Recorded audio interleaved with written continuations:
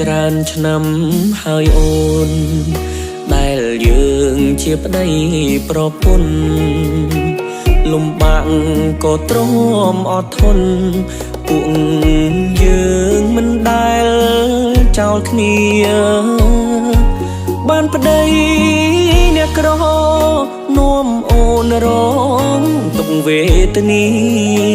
មានចានតែខ្វះស្លាបព្រាក៏អូនមិនចោលទៅណា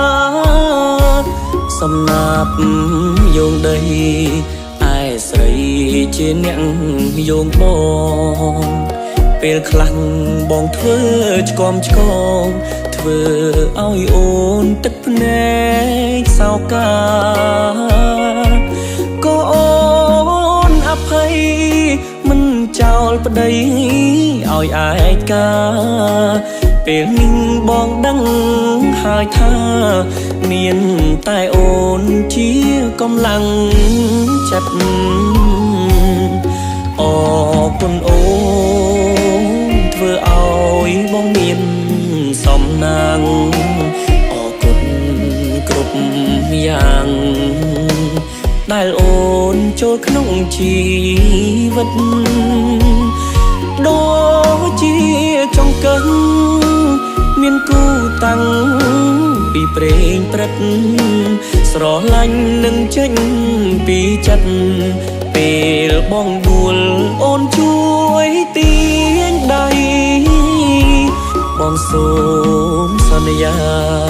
នឹងមើលថែអូនដល់ចាស់ពេលនេះយើងជួបទុកខ្លាំងតែថ្ងៃមុខយើងនឹងជោគជ័យជាកូនអ្នកក្រក៏អាចក្លាយជាសេដ្ឋីឲ្យតែយើងប្រឹងរាល់ថ្ងៃកុំប្រៀបធៀបប្តីនឹងគ្រួសារគេ